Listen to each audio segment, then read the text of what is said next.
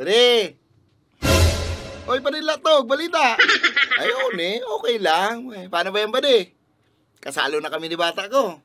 Ay, bugay, congratulations, pare. Ano, sigurado ka na dyan? Dahil ka na mapupugulan? Sigurado na, pare. Kaya nga rin nagigdi ako sa imong yan. Para imbitaran ka sa kasal me. Oh. Ay, susmatik na yan, pade. Di mo na ako kay puan imbitara dawa. Di mo ako imbitaran. Maduman ako. Bukay di mo ako dyan pwede mawara. Buya saan ko yan, ha? Ay, yo. Buhay garo ka man suba kung dabar ka dyan. Bukay. Videoan ta ka. Oh. Bukay naman na video para sa in. Para sigurado akong ma-attend ka sa kasal ko. Bukay, masabi ka naman kayo na dyan. Dahil ta kayo imbitaran. Oh. Bukay naman. Garo man. Ay, pade, oh. Oh, guys, sa barkada, iniimbitahan ko sa kuyang amigo na si Pading Solsog sa kuyang kasal sa maabot na pitsa 24. Pade, sigurado ka ma-attend ka, dahil ka mawara, bukay nakabidyo ni. Yung pade, bukay ni maado man ako, pade, 100%. Bukay amigo ta, kano man tada nadawag nito yan, sigurado na siya, ma-attend siya. Bukay pade, nakabidyo yan. Bukay maya ng baraw yan. Tayo, bukay karuman. Ano makalamang invitation ka dyan para sa kuya, para puro formal lamang. Okay, nagtitipid nga kami, pade. Aram mo naman ako, practical na tao. Mayroon mga gastos pa ako sa invitation card. Kung pwede ta kaman sa nandigdihan, imbitaran ta ka ng personal, mas professional pa. Baga! Uy, murag ka talaga, bilib na talaga ako sa imo, ay. Aram mo naman ako, pade. Practical na tao. Bugay, matipid. Kaya ning kasal mi, pade, medyo simple lang, pero bongga. Simple, pero bongga. Ayun, pade, boy, tinipid mi sa nanganin ng kasal mi ni pade ni bata ko. Pero, lampasan ribo ang imbitado ko, pade. Bugay!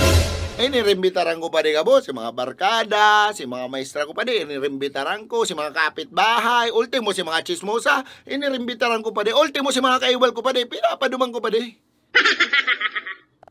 Pati si mga barkada kong pulis, si mga barkada kong army, pati pa di si mga barkada kong MPA, pinapaduman ko, basta sabi ko, mayong kaguluhan dyan, ha? Pwede ka mo magbitbit ng mga kung ano-anong badil dyan, ceasefire muna ka mo nyan, baga, tipid pa yan? Uy, garo sarong batalyon ang inimbitaran mo, paano ka makatipid ka yan? Bogay, araw mo naman ako, pade. Bogay, ini kayang kasal mi, pade. Bako ini traditional bagang kasal. Iba ni, pade. Bogay na, ako nag-organize ka ni Gabos, kaya talagang nakatipid kami.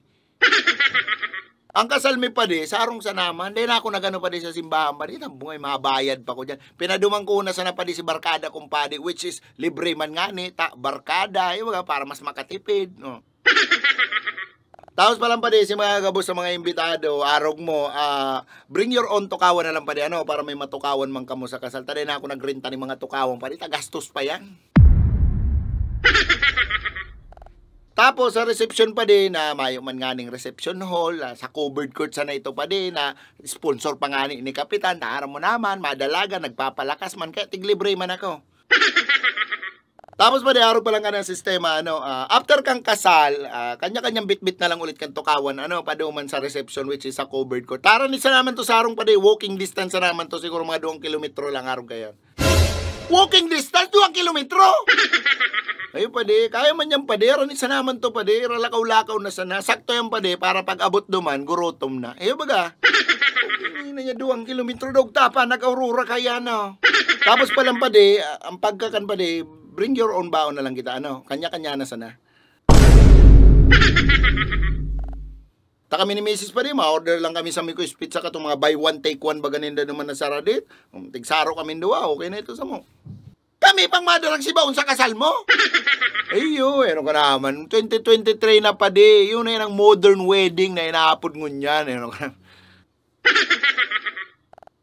Tapos pa lang, pade, Gabos na imbitado, arog mo, required magsabit sa samuyang pantumina ni Mrs. Ning tig 2,000 sa naman. Masabit pa kung 2,000 sa kasal mo? Ay, pade, required yan. Para man yan samuya, pade, para man sa pagpuon-puon ni Mrs. ning pamilya. Sa kuya ng tukawan, sa kuya pang kakano, nabunado pa kung 2,000.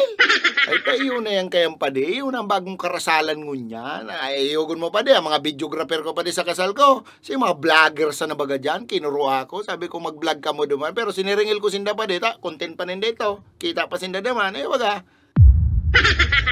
Tapos, pade, ang honeymoon mi, pade, Kapatantan apartel sana. Para barato sana pa dito. Baga may gaming chair naman. Bugay para puwerte ang purulpogan. Para makabutulos. Ay, baga pa di. Bugay ara mo naman ngunyan pa di. Praktikala naman ang ralaban. O, buhay na. Di ka malingaw. Sa kasal ko. Bugay regalo ko. Di paglingawan. Regalo mo. Ay, hindi din ako maduman. Ay, ito ka man pwede pa rin dahil magduman pa din. Nakabidyo ka baga, oh. Bugay ipopost ko ni sa Facebook. Kaya si mga dahil maatin sa kasal ko. Bugay mapapasupog ka mo.